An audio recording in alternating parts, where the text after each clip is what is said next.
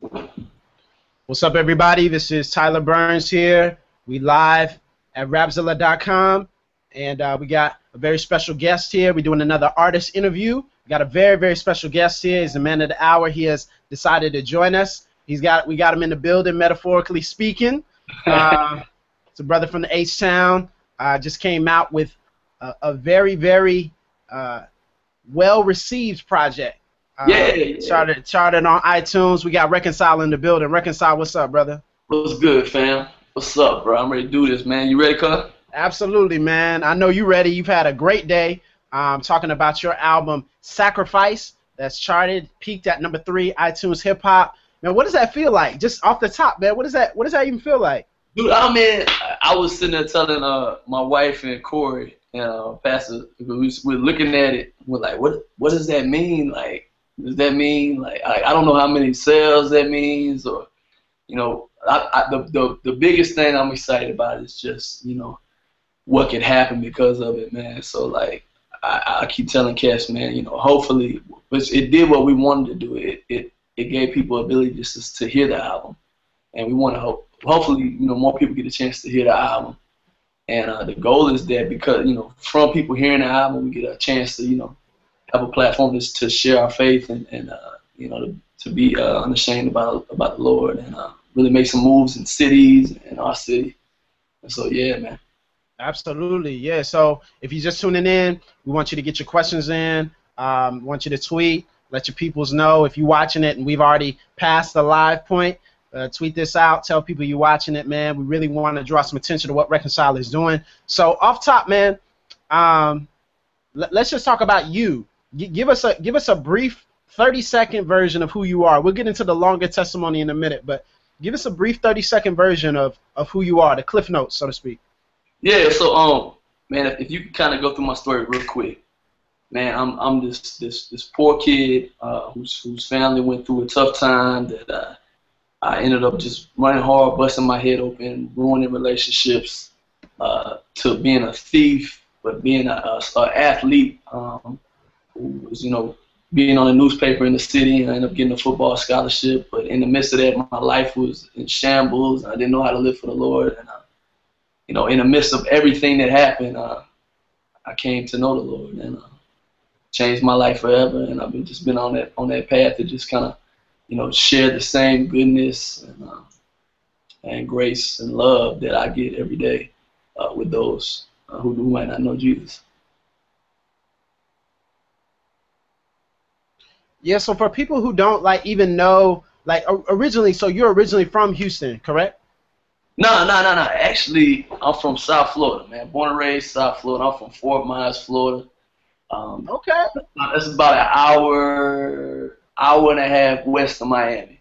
And South Florida is a place where cats usually did one of three things. You played football, you were really, really, really good at football, and you had an opportunity to do something with your life that involved NFL, or you sold dope. And if you're selling dope, it's only a matter of time before you're in the penitentiary, man. And so that kind of made up where I'm from, man. A lot of great legends from there, people like Adrian James, Deion Sanders, from that area, just really, really vibrant in football, man.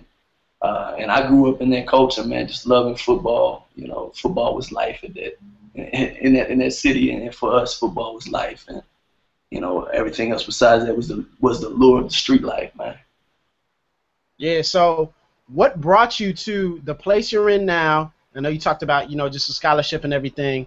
So, what brought you to the place you're in now in faith?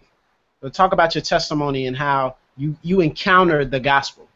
Yeah. So, man, like I'm saying, man, I didn't grow up in church, and it's funny, dog. It's just beautiful because I feel like God's had His hand over my life from a very, very young age, man. We grew up in River Trails Trailer Park in North Fort Myers, which is on the poor white side of the city, across the river. On the other side was notorious for crime, and it's the poor black side of the city. So on the white side of the city, I lived with my grandparents and my dad. And on that side, I remember there was a bus that used to come through the trailer park, in the summers. And I remember, getting on the bus, and they took me to this place, some kind of Christian place. And I remember that. I remember just, man, I must have been this probably around first grade or something. And they asked me, who in here wants to have a relationship with Jesus? He died for your sin, yada yada yada. Not yada yada yada, but I know what you mean. Yeah, yeah. It was like he died for your sin. I was like, man, I want to have a relationship with Jesus. And I remember they were like, dope, yada yada. We ate some peanut butter and jelly or something like that. The next day they came back, they did it again. They were like, they're telling the story again. And I raised my hand again. They're like, you already raised your hand yesterday. And it's just, I say that it's funny because outside of that encounter, I didn't have an encounter with Jesus until from that point of being probably in first grade to my junior year of high school, And, I just think about this guy kind of just embedding in me that I'm here and I love you. And I think that kind of, in the midst of me making all the bad decisions, that kind of was always buried in the back of my heart. You know what I'm saying? And so, as I grew up, man, we grew up poor. Family didn't have a lot of money. My parents, were notorious for splitting up and having fights, and there was some infidelity going on, and so, we were always split up. And it just got to a point by the time I started junior high, man, everything just kind of fell apart. And I remember my mom used to always say, because we had real bad fights at the house, and it was just a rough place to be. It was a place you didn't want to be. And she would always say, one day, I'm gonna leave, and y'all just pretty much gonna be sad because I can't take this no more. And I remember just thinking, that ain't no way that that's actually gonna happen. And stuff hit the fan, stuff came out, and the fights just got worse, and then she left, and she never came back. And I just remember that feeling, like, man, because up until that point, like, I didn't have a real good relationship with my pops. I kind of resented him to that point, and it was kind of like, man, you left me here with dude. And so that house just became a very dark, sad, rough place. And so me just hating to be there even more. And the fights that came from it, me and my dad starting to get in altercations, and I just remember to the point where I was just like, you're not going to whoop me no more. You're not going to do that. I remember grabbing the belt, you know what I'm saying? And I remember just, I got to points where, my attitude and all this chip that I had on my shoulder from being, angry and frustrated and just, hating a lot that we had. It played out in my attitude, and I carried myself to school, and I carried myself on our street in our neighborhood. And I think after a while, man, I think my pops just kind of got fed up with it. There's nothing he could say to me. There's nothing he could do. There's no punishment that he could have given me. I didn't care about, I was ready to fight. So there was no punishment that he could give me. It was the point he had took away all my clothes and had to go to school with just like pretty much nothing. And I didn't care. I was just like, man, all right, I don't care if I don't have no haircut and I wear bummy clothes to school. It's all right with me. I don't care. And it just got to a point where there's nothing he could do. And so one night I ended up coming home. We got in a big fight. And I remember him taking all my stuff and just throwing it out on the yard. It's like in the ninth grade, just throwing it on the yard. Remember him, just getting into it and just being like, "You're not my son no more." And I at the time I was broken, but I got it. It's like, I guess at that point it's like, what can I do to shock his system? There's nothing I can do to get to him, to say to him, because he don't care. And I remember picking up all my stuff, walking to my grandma's house, and staying with my grandma. I don't know if y'all know anything about grandparents. Maybe your grandparents are different, but that rope was long. Long. Oh man, so true, brother. Shout out to my grandma. I love you, grandma. G Mammy, I love you. But I had a long leash, so I just pretty much did what I wanted to do. And my grandma didn't know some stuff we was doing, but man, it was wild. You know, my grandparents were trying to, you know, still trying to steer me right, but I'm running out, I'm stealing. You know, I got into stealing because, you know, we had no food in the house.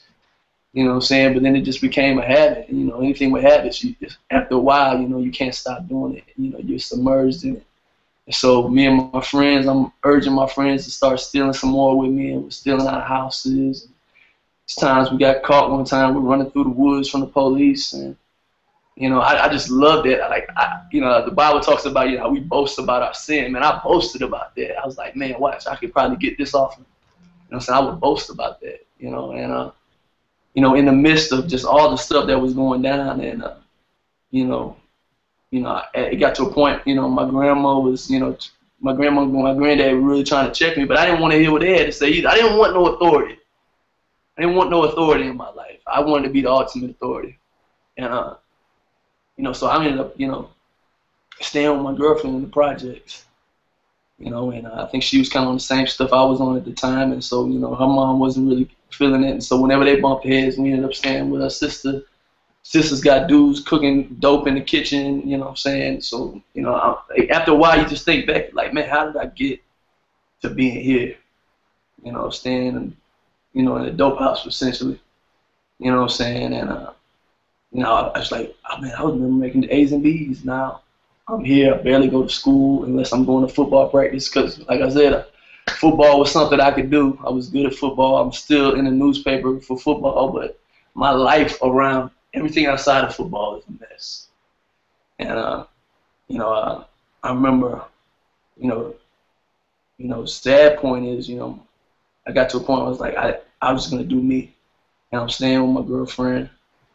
And my granddaddy, you know, he's blowing my phone up, and I'm like, man, I don't want to hear nothing he's got to say, you know, because he's going to try to tell me something that's going to make me, you know, have to deal with the issues in my life, and he's going to try to make me stop running, and I just want to do me. And, you know, my phone kept getting blown up one day, and one day it was blowing up, and I just kept ignoring it because I figured, you know, he's going to say something like this. And finally they called the girl I was with. And I found out, you know, my granddaddy was in the hospital. He had passed away. Wow. And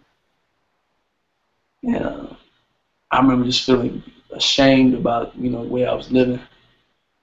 You know, but, you know, still don't know. I didn't have any idea how to slow the train down. The inertia, man. You know, anything about inertia, man. A car can be going so fast, even when the car wants to stop. After a while, even how hard you hit the brakes, it's still going to keep going forward. And so I was still hitting walls. And, you know, I remember, you know, just coming back and just feeling guilty and ashamed. And then I ended up, you know, I let the girl I was with cuss my grandma out and got into more fights. And then I ended up getting in a car accident. And, you know, I didn't have a license at the time. And so, you know, I ended up getting arrested and going to court. And my grandma's in the courtroom with me. But even before I go to court, you know, I missed the court date twice. And so there's a warrant out for me, and the cops are coming to school. I'm ducking out of school. We're cutting through the back to get back to the house, and my grandma's like, you need to turn yourself in. And so when I finally did that, you know, I ended up getting probation. I had a gang of community service hours. And it was this church, man, it's crazy. It was this church in front of my grandma's house called First Baptist. And I used to only go over there to play basketball. They had a hoop out front, man. I would hoop even when the church wasn't open. I'd be out there hooping, and they would come out. They had a Spanish congregation that would come out, and they would ask me, they was like, "Hey, you want to come in after we hoop?" And I'd be like, "Nah, I'm good, man. Will y'all come back out here to hoop? Holla at me." I just felt like that was a place I could go to work on some of the community service hours, and I went over there, and then they led me to a guy named Pastor David Estrada. And he made a deal with me. He was like, "Hey, I'll give you your community service hours if you come to Bible study." And I'm like, this dude's a fool. I'm in there. Like, easy money. I'm in this thing. You know what I'm saying? And I ended up going to the Bible study, man. And I just had an encounter with Jesus, dog. You know, I had never really fully, you know, I had heard some stuff from church before, man, but I had never had anything that I understood that it hit my heart. And I was just at a place, you know what I'm saying, where, you know, I remember I was sitting in the back of the room. He said, the guy said, "What's the wages of sin?" and nobody answered it. I was like, shh, I know this one, man. Wait to send his death, dog. Right? And I don't know what he did, but I feel like he scratched everything he was doing that night. He just talked about his life and how Jesus had changed him, how his hope was in Jesus, and how Jesus gives him joy in his life, and it just, changed everything about him. And I was like, man, I don't know what it is, but I know the path that I'm going. I don't want to go that way no more. I want Jesus. I want to follow him. I want him in my life. I want to be close to him. If he can change anything about me, I'm willing to let him do that. And so that night, man, I just kind of made a commitment to that dude that I'm going to be up here at this church. And he's like, keep coming. So I was up at that church mowing the lawn, doing all kind of stuff, cleaning up the back, getting some community service hours. And, man, the guy just kind of really embedded, loving Jesus in me. And so from that point, man, there was a lot of things I had to let go of. It called me to let go of some relationships. I had to, I had to let some friends go. I had to even, in that time, man, my brother, I remember, task force team busting in our house, man, taking my brother to jail one night. And when he got back out, I just knew I couldn't even keep going that way. Things about me would have to change, and I felt like being as close as I could to Jesus was a part of my survival. And so that started on the path, man. I just started focusing. I focused on school, man. So I probably went from having like a 2.7, 2.5 in freshman year. I ended up graduating with like a 3.9, and just kept focusing on football, man. I would jump the fence to run laps on the field. I would stay at the school. They had this program where you could better your grades, so I would take classes at the school to try to better my grades. I would go to the Boys and Girls Club every day with Coach Dundrick over in Dunbar, Fort Myers, and just try to get better. And I ended up getting some scholarships, man, some football scholarships, and I left. But even when I got to college, man, I still didn't know how to live for the Lord. It's crazy, man. I remember my first encounter with like finding about Christian rap, man. I had bought this Lecrae shirt like when I first left school. I had got a little money in my pocket. I bought this Lecrae shirt. Man, I'm in the club with a Lecrae shirt on, like, hey. No. I mean, and it was so funny, man. I'm dancing in the club, and this dude turns to me, and he's like, "Oh yeah, I know that dude. He's tight." I'm like, "Hey," like. So it just goes to show, like, I had no idea what it meant to, like, live for the Lord. I just thought it was a dope shirt. You wear shirts that you think are nice to places that you think are nice. You know what I'm saying? And but while I was in college, man, I ended up getting a scholarship to the Air Force Academy. And I don't know how or why they gave me this scholarship, because I don't think they knew anything about me. I think they just thought I was a good football player. I was, I had other offers, and I guess they felt like I would be a good fit for their team. But when I got out there, I had no, I tried to bring the hood to college, and that's what they kept telling me. You're not at Fort Myers no more. This is college. You can't be trying to punk people out here and trying to fight and trying to be everything you are back home. You're not a goon. You're in college. And man, I ended up getting to the point where they were gonna kick me out. And, so I ended up making the decision that I was going to quit before they kicked me out. And I quit before signing day, and I ended up getting some more offers right before signing day. And so, I was getting some looks from Utah and Bowling Green. They gave me an offer for the scholarship, and West Kentucky, and then Rice University in Houston. And I remember when I was in West Kentucky, I was about to sign my letter of commitment, and coach from Rice called me the night before. It was like, fly out to Houston, check us out. I promise you'll like it. I flew out to Houston, and I signed with Rice.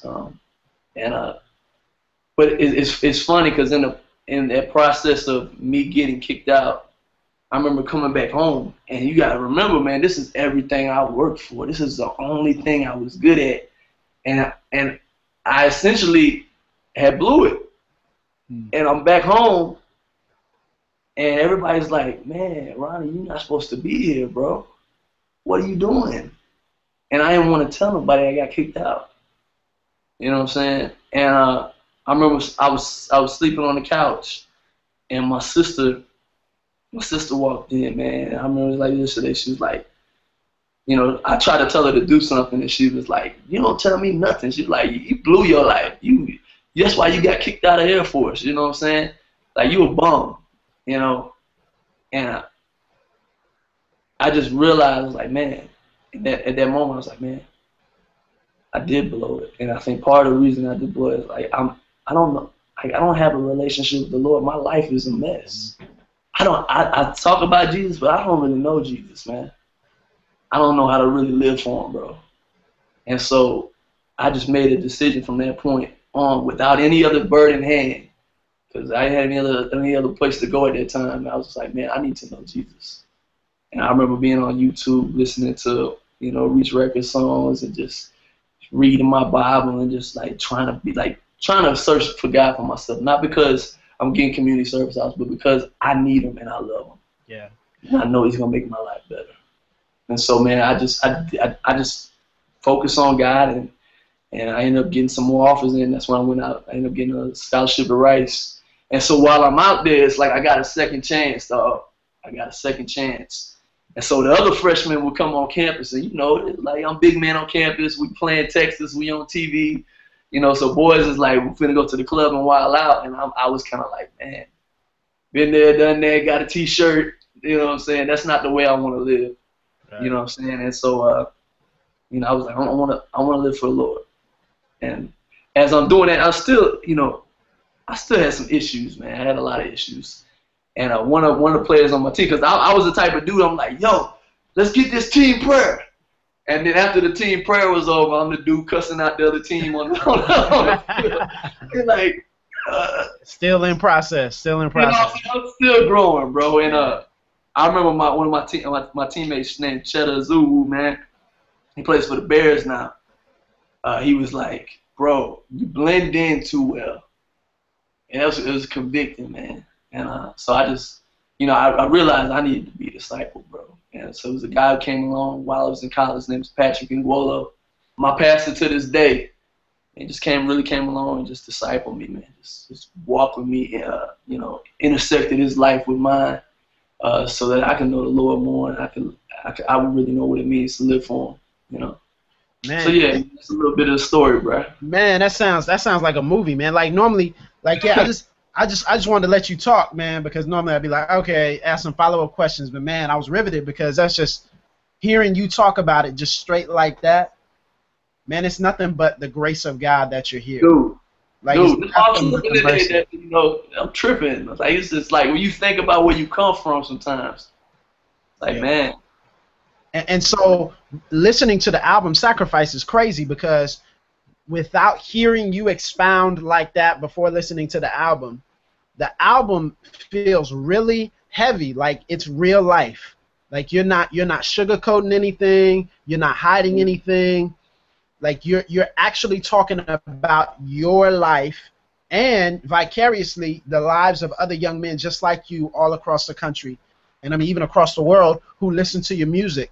So how did you learn to inject, and how did music come about? How did you learn to inject that experience that the Lord had brought you through and was still bringing you through into your art?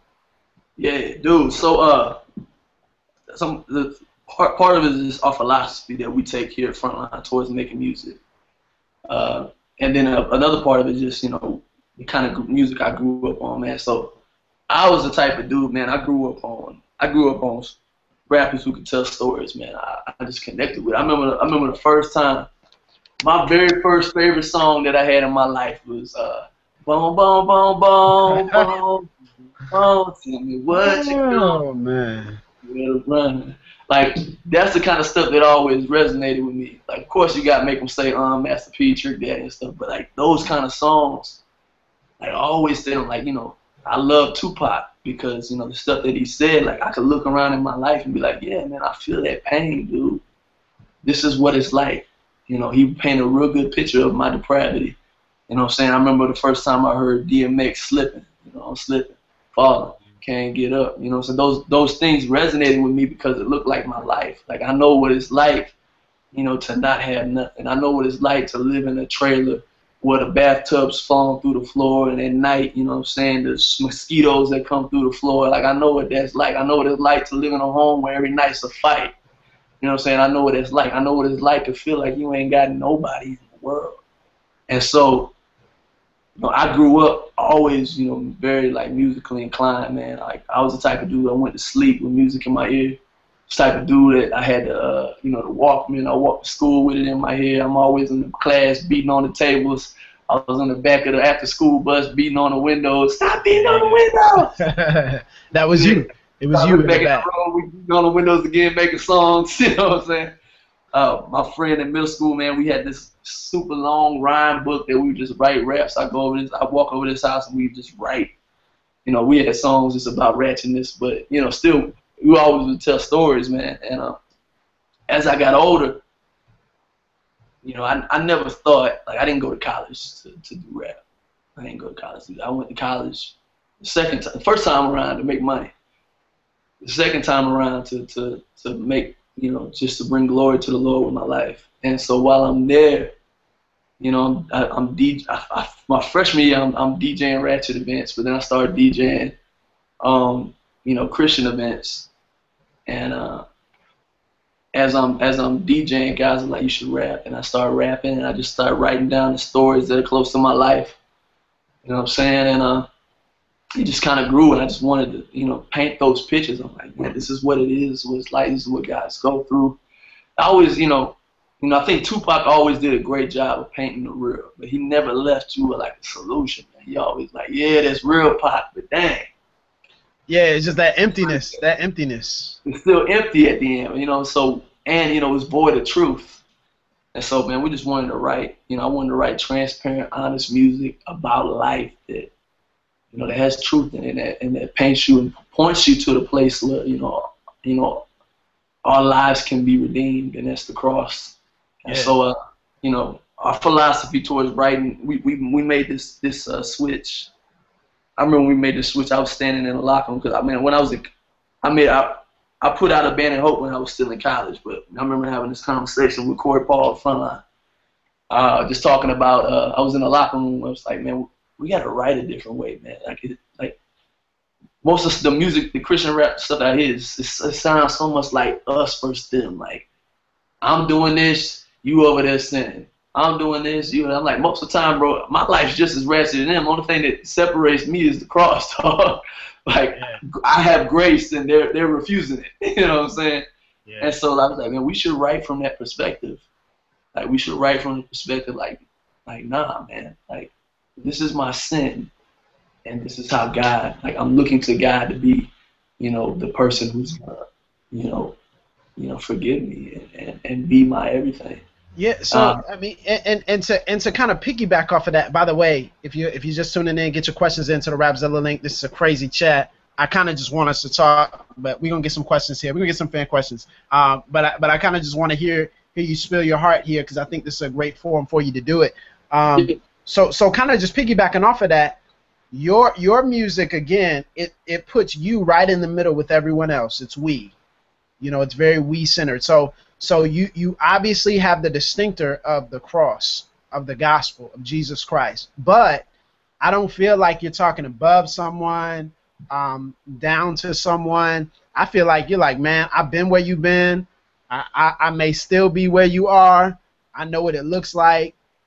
And so when you and Corey Paul kind of came to that decision, do you think that was the place where things turned for you guys, or was it turning already? Or did you pick up momentum after that? And also, what led you to think that, not just, you know, the music you had heard from a typical Christian hip-hop scene, but what else? Were you reading anything? Were you seeing anything in the scriptures that made you think that way? Yeah, man, I want to say, man, it's just the Spirit kind of put it on my heart, man. I was like, I think it just came from, you're not living what you know, it's like you point the finger at people, but it's like, you're not living that.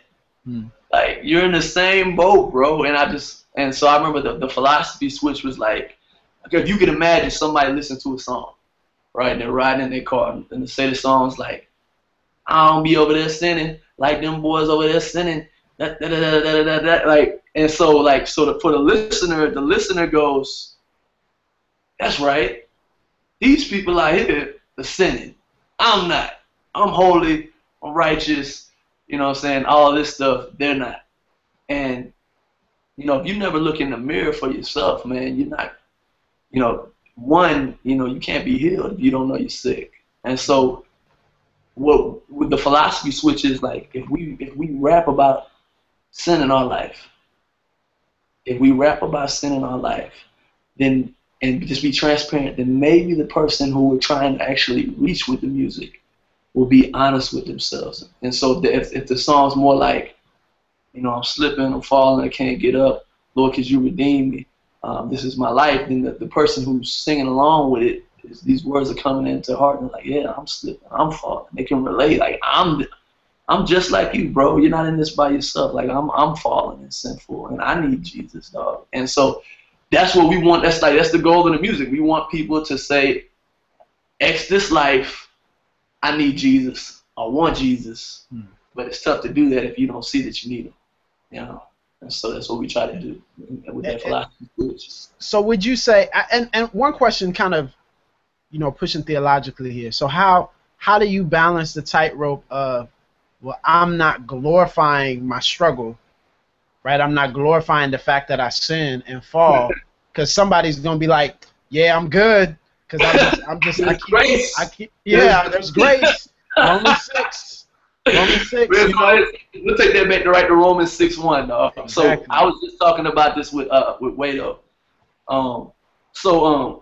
You know, what you don't want to do is sell people cheap grace. Like, yeah, you keep sinning and grace still abounds. Like, no, dog. It was the same question he was asking Paul in Romans 6:1. They're like, so if grace increases when we sin, well, let's just keep on sinning, man. Like, you know, the Tupac motto, God knows my heart.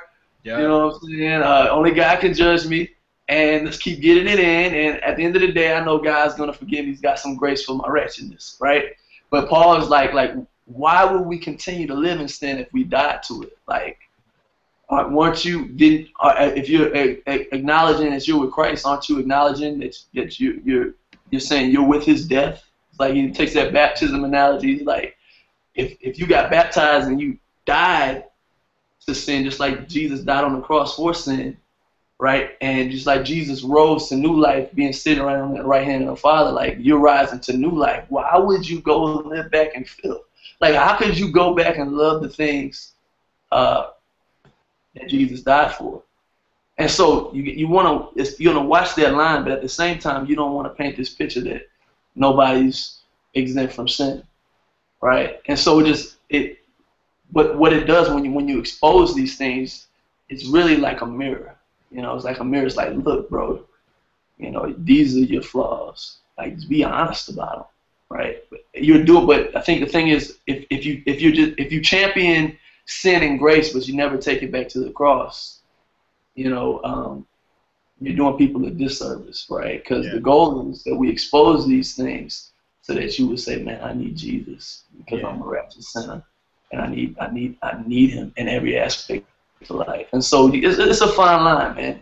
You expose it because you want this level of transparency for people to be honest and look at themselves in the mirror, but you don't want to sell them cheap grace, dog. You want them to come to the cross and lay the stuff down and, you know, die with Christ and live with him, you know. Yeah, man. Yeah, that's really, really good. Let's talk about the album a little bit, man. 'Cause I really want to get into it. Man, some people, when I said well received, I wasn't joking. Like, some people are calling this album of the year. We seen some high praise being thrown around. I've seen that more than a handful of times today. Wow. And so, man, when you set out to create Sacrifice, what was the mindset, and were you expecting the response that you've gotten and received from the fans? Because you know you have loyal fans, but still, like, were you expecting people to love it as much as they did and as much as they are loving it now? Man, you know, the mindset when we create anything, man, at Frontline, dog, it's like let's go all the way in. Let's pour everything we got into everything we do. There's like when we create an album, like we start looking at the track list, and one thing we always say is no fillers, like no fillers. And fillers is just songs that people just skip over and they just, they fill the album list up. Like no fillers. Everything's got to be a banger. Everything's got to be able to stand by itself. We want everything to feel like it could be a single. And so like we try to make sure that everything is like good. Like there's so many times like we would do stuff and I play a song for Corey or somebody in the front line, and they're like, nah, I'm not feeling that, dude. Go back and rewrite that verse. Like, and so we like there's so many times we took songs back because it needed to be in everything that we do. We try to be as transparent as we could be. We try to be as honest and real. We try to make sure there's a real solution in every song. I'm not like my motto is, I don't know if a dude's gonna pick up my CD and only play track 7. So yeah, I want dude to hear the gospel. You know what I'm saying? That's just me. You know what I'm saying? So, with that in mind, we set out to be like, man, we're gonna do the best we can so that if somebody picks this album up, there's no way they can say this is whack. Some people might still say it's whack, though, but like we want people to be like, this is hard. And so we felt like once we put this out and people just listen to it, if they listen to it, we just felt like, man, that it's gonna touch them in some way. And so that was our goal, man. I was hoping the whole time, man. I was like, man, I just want people to hear it. I just want people to hear it. I feel like if they hear it, man, it's gonna open people's hearts up. It's gonna do the Lord's work, and so that was the goal, man. Just make the best thing we can make, and just push as hard as we can, just so people can hear it, dude. Yeah. So you have a who's list of features on this album, man. It's like everybody who's hot right now. I mean, it's crazy. Like, and it seems like you have authentic, relationships with a lot of these guys. So can you talk a little bit about just the collective and some people who have poured into your life, who have reached out and shown love, who have collaborated with you? Talk about just a body, because we hear a lot about Christian hip hop's separation. We hear a lot about disunity. But when you see unity in any way, shape, or form, it's encouraging. It's cool. So can you talk a little bit about the people who have encouraged you and lifted you up to be kind of where you are now? So, man, it's dope that you say that, man. We try to cherish every relationship that we have, man. It's been so many people in the game that have, paved ways for us, giving us wisdom on things, just showed us love in so many ways. I can't go without, giving shout outs to cats like Dizzle, giving shout outs to cats like, like Lecrae, like Dre Murray, like Bizzle, Von Juan, these dudes like, made a way for us to, help us do what we do and help us reach the people that we set out to reach. The relationships, like you take, for example, like you take a Bizzle. Like my first time actually meeting Bizzle was he was doing a music video in Houston, man, and the dude who was shooting it was a friend of mine. He was like, but he came from out of town. He was like, some locations we can shoot in the city. And so I was like, yeah, I actually go with y'all. So Bizzle and the guy came over to my house. We drove out. We spotted up on some locations, and just like I just like help try to help hold the lights behind the camera. You know what I'm saying? And just as we continue to grow, I would see him at another event, just trying to be a genuine dude, and just came to got to a point where like it's just mutual respect for what one another does, and to the point like if he needs anything, I got him. Whatever, the little bit of resources I got, whatever I got, I'm gonna try to help dudes out.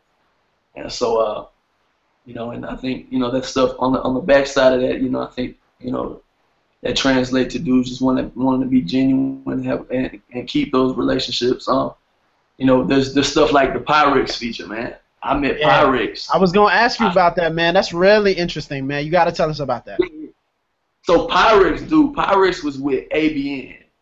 ABN is like one of the biggest rap cliques in Houston. So if you ever heard of ABN, you heard of Zero, Trade of Truth, and everybody used to talk about who is this white dude on Pyrex tatted all up. I mean, this white dude on ABN tatted all up was this dude named Pyrex.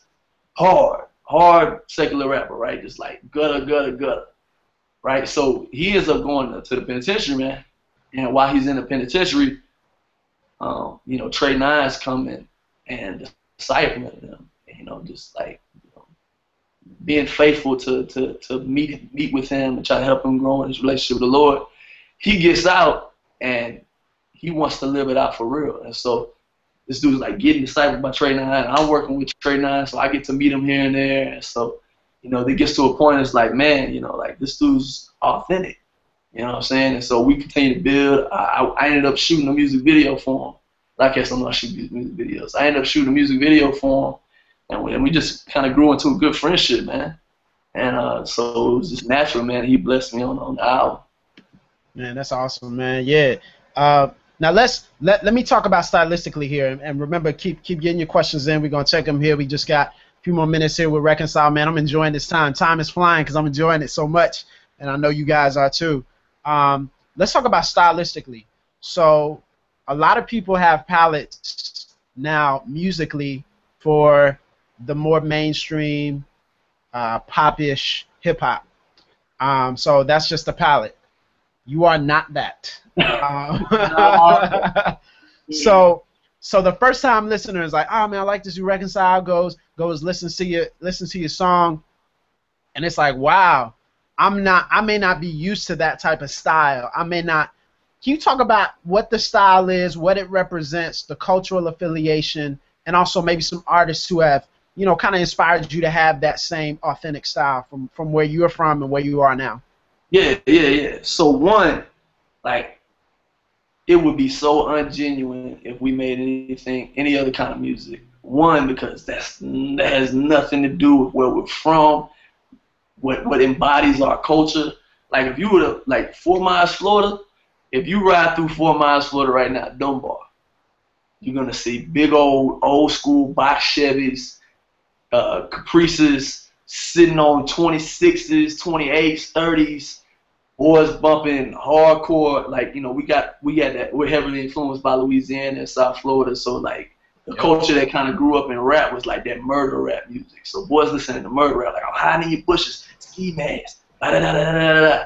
Like, that's the music we grew up on. Like Trick Daddy Plies. If you go back and listen to any of that stuff, boy, like, it's like that's the kind of music. And so, like, we didn't grow up, like, outside of slow jams and goon music. That made up the core of, like, my existence growing up. And likewise, man, you ride through where I live now, Third Ward, Houston, Texas, man. That's the culture, bro. And that's the demographic we're set out to reach, man. Like, we want to make music that is authentic to who we are, where we're from, and the people that we talk about, the stories, like, you know. So I think it's unique that you talk about just the fact that, you know, a lot of Christian hip hop, you know, to be palatable, you know, to maybe some of the radio stations or whatnot, it's kind of, you know, it's cutting a cookie cutter pop thing going on. You know what I'm saying? You know, we just made a decision that, you know, we're gonna run our lane. You know, and this is who we are. I think anything else would be disingenuous. You know what I'm saying? Yeah. So you let me talk about this track, man, because you came out with South Central, and it got a lot of buzz, man. Like, a lot of people were talking about South Central, man. And I think it's one of the standout tracks on the album. Can you talk about the message behind that, and where you were going?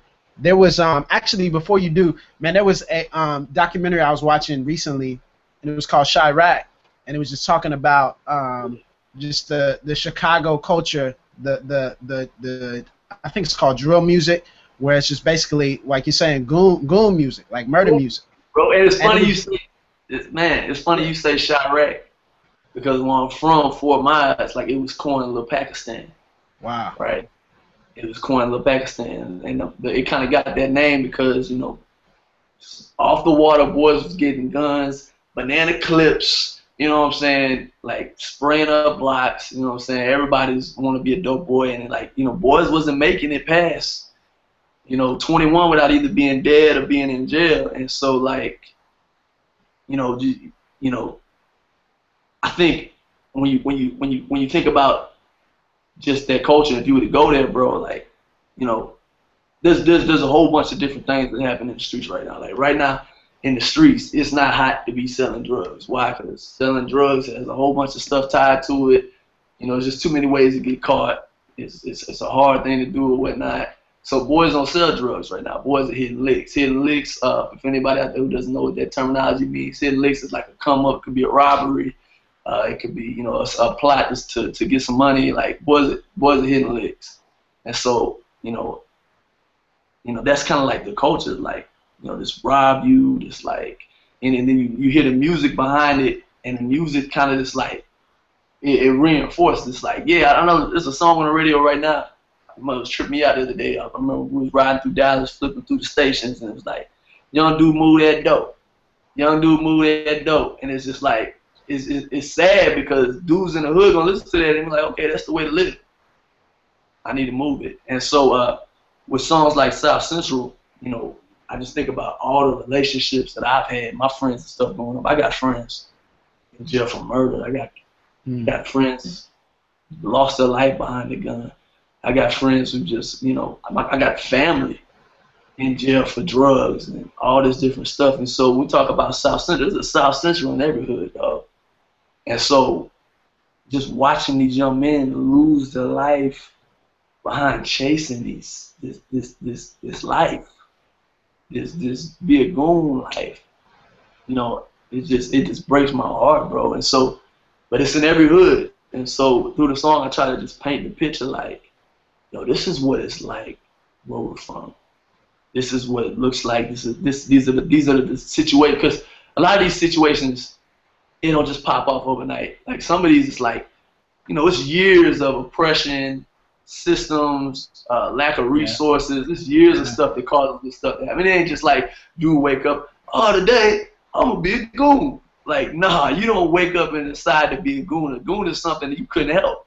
Like sometimes your neighborhood push you to be. I know dudes who, you know, down the street over here in Third Ward, boys, you know, get out of middle school and they walk home and every day you're gonna get beat up unless you get into this gang. You know what I'm saying? You know, you watch guys, you got kids grow up and they watch on the corners like, man, we don't have nothing.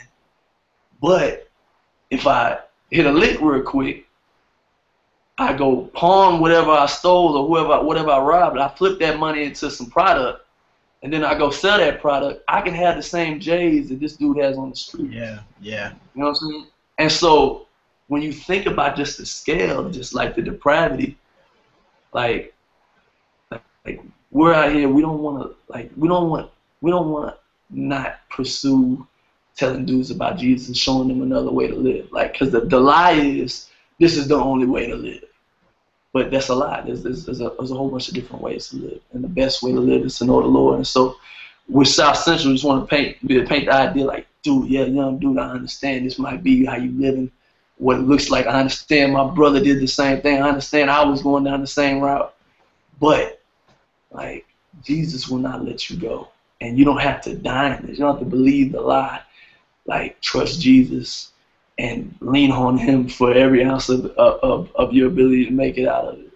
And you will. He'll change your life. And so, yeah, man, like, I wanted to mention, I want to kind of piggyback off of this. By the way, if you're watching, we chilling with Reconcile here, getting some great conversation, man. Really enjoying this. Get his album Sacrifice. It's out #3 on iTunes Hip Hop. So he's representing big for the kingdom. Make sure you get that. It's also #2 on Amazon Hip Hop as well, and 2 on Christian Gospel on Amazon. So that's what's up, man. Good looks. Congratulations again, man. Hey, man, I appreciate everybody who supported it, man. That's love, man.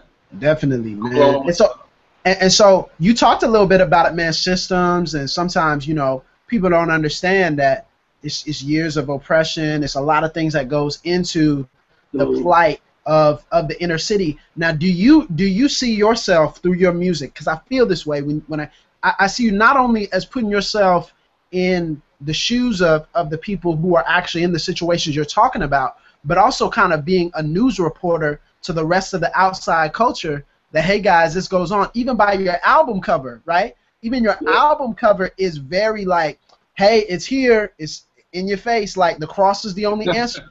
But you see all these other ills and pathologies that kind of enslave people, So do you see that as a responsibility, not just to speak to those people in the plight, but to speak to people who have allegedly gotten past it and who are now above it, or even in suburbia who don't even know the plight exists? Yeah, and like you said, man, this thing is so deep. We can talk about this all night, man. But to answer with the question, your last question, bro. Yeah, man. A lot of people ask me, who's this album for? Is this album just for the hood? Is this not for like your typical CHH fan who's a dude from suburbia, who goes to youth groups, or your typical whatever. Like, my answer to that would be like, this album right here is for everybody. It's for the dude in the hood who doesn't know Jesus, who hears about stuff that resonates with his life, and he's like, yeah, I need to trust that. I want to live in that. It's for him. But it's also for those who may know Jesus, who might not know nothing about that life. And it's for that person to have compassion for it, to care about it, to want to see, because it's a shame. It would be a shame that we would live lives and we see these ills going on. We see cats don't have, like, man, it's no schools. It's no resources. As kids in our programs, these cats don't even get books. And they can't read and write. And they're juniors and seniors. But they know how to move dope. And that's celebrating. Some families, it's like, it's bringing in, like, that's the realness of this thing. Like, their streets are hell. Like, we should do something about it. And like, for me, I just think about, like, man, like, yeah, if that means I'm the reporter, and I'm also the person, reaching down and pulling cats out, like, I'll be whatever God needs me to be. Yeah. Now, in that space, man, with the album, let me ask you this: what's the track that you've gotten the best feedback about? What's the track that people have responded most favorably to? I'd probably say "Can't Take This From Me," man. Can't take it from.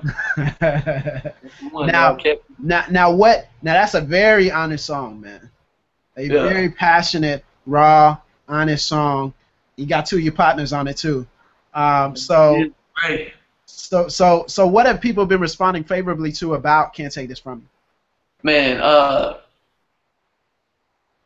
I think one cats just think, it's good. I think cats love just the fact that, man, this, like, Christians can get it in like this too. This is hot.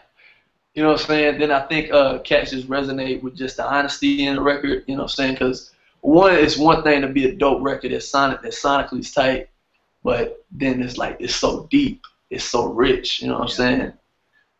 Those verses from John and Dre, boy, oh my gosh, man. Like, it was some hard verses, dog. And so there's so much aspects of real life, and you think about this idea of, like, if anybody can raise this banner, just the banner of, like, yeah, life sucks. I went through this. I lost this. I almost lost my life. But there is one thing you can't take from me, and that's Jesus. And so just running behind that banner, you can't take this from me. I think about Martha and Mary with Jesus, and the one lady's like, hey, Jesus, she should be in here helping with me, but he's like, no, she has chosen a better thing, and this will not be taken from her. You know what I'm saying? Yeah. Like, and so I think people I think it's a banner, dog. I think it's a hashtag. You can't take this from me. Yeah, man. And that's talking about our faith. You know what I'm saying? You can take my life, you can take my money. My relationships might fall apart, but you cannot take Jesus from me. There's nothing you can separate me from his love. Yeah. Man, that's crazy. Okay, let's we don't want to keep you for hours on end here, because I feel like we could talk for the next 5 hours and still be interesting. But okay, we'll wind it down here for the last 10 or so minutes. Man, let's ask some rapid fire behind the music questions here. What do you do outside of music? You talk about the plight in your music, but what do you do outside of music? What's something that you're passionate about that kind of branches out and kind of lives out the messages that you're talking about on Sacrifice every single day? Yeah, yes, dope. So, Live Frontline, Well, frontline operates is two things, man. We're LLC, so man, of course we're a record company. And hang on one second. What is Frontline, man? Like I didn't. I was intending to get into that earlier. Now, I know what it is, but for the people who don't, man, what's Frontline? You got to give us the little 5 second or 5 minute whatever. Yeah, it is. So frontline just saying like, dude, I love Jesus, but I'm still here in the world, and I'm in the midst of this hell, and we're like, we don't war against flesh and blood, dog. It's just like it's some real stuff, man. This is the battle for the kingdom, dude. And so we're standing out here in the gaps in this world, you know, being on the front line in our families and our culture and our neighborhoods, like living for Christ and like pushing that other people know. Like it's a war, and so we're out here, dog. We're on the front line, so we always just scream out, we're front line, man. For me, during what the day looks like, man, we have Frontline LLC, which functions as a label, and then we have Live Frontline Inc. 501c3, and so which is a ministry in the city, man, where we just do tangible services to things that are important to us. Some of those things that are important to us are just juveniles and kids on probation, and so we work with Harris County Juvenile Probation Detention Center, and so you know. Our goal there is to, you know, see kids not re-enter the system, or see kids who are in the system, you know, come to know the Lord and never go back. We work with group homes. We work with various ministries in the city. We're doing just real tangible outreach. We're heavily involved in local churches. You know, our church, my specific church that I work at as well. Resurrection Houston is a part of the Rebuild Network, and so man, we exist to raise disciples in the city for the city. So we're really big about, you know, missional communities and trying to create, these communities of faith where the people in the community of faith are people from the community. So you know, there's a lot of stuff going on, man. We champion discipleship in the local church. That's just a part of what we do, man. Cool, man. Okay, some rapid fire questions here. Your favorite moment with Corey Paul. I know y'all are close. What's your favorite moment off the top of the head with Corey Paul? Shout out to Corey Paul, by the way. Yeah, shout out to my dog. Favorite moment with Corey Paul. Man, it's a bunch of stuff, man. I'll probably say it away from the mic, man. Stuff like you know, Corey probably just being, you know, times being a good friend, being a place where I can go and, you know, go over to his house and, you know, get some great advice when I'm you know, down. You know, his family taking, you know, I'm out here in Houston, man. His family, you know, taking me in like I'm a part of their family. You know what I'm saying? So that's a big thing. Being, you know, sharing life memories, like being at his wedding. You know what I'm saying? Just, you know, celebrating him and stuff's going on in his life, man. So I probably say some stuff away from the mic, man. Just him being a solid Christian brother who's been like a brother to me, man. So yeah. How long you been married, man? Tell us. Oh man, we on the big 2, man. That's not a big. Congrats, man. Congrats, man. Man. 2. Dope. What's your favorite feature on Sacrifice? Favorite feature on Sacrifice. Man, I'm partial to that John Gibbs verse, man. That Jay Gibbs verse. Man, boy, crazy, man. John Gibbs is crazy, man. For real. Okay, what's next, man? What's next in the future? What are you gonna be doing, man? Man, I don't want to leak this now, but just know we trying to put on a dope tour, like a really dope Change the City tour coming early next year, like January. Okay. We got another Florida tour coming up in July. We're gonna just kill Florida in July and just be out there, just pour into my home state. You know, we got a group project coming up. Me and Corey Paul look forward to Frontline, bringing on some more artists.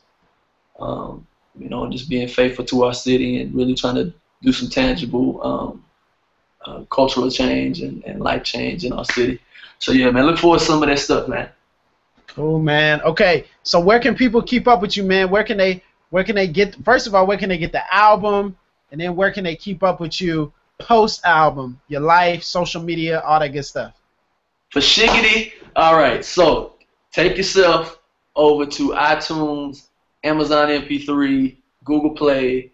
You can even go to livefrontline.bigcartel.com. You can get a hard copy of the album. Get yourself the album, Sacrifice, man. Once you get that mug, I'll tell you, bro, I do not mind if you need to bootleg that mug for some of your partners. Oh, you man. need to bootleg that mug back on the street, like, hey, get it in.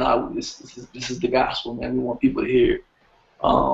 Yeah, so that's where you can get it. You can follow me and follow Frontline, what we're doing at frontlinemovement.com, Twitter, Instagram, Facebook, at Reconcile Us, man.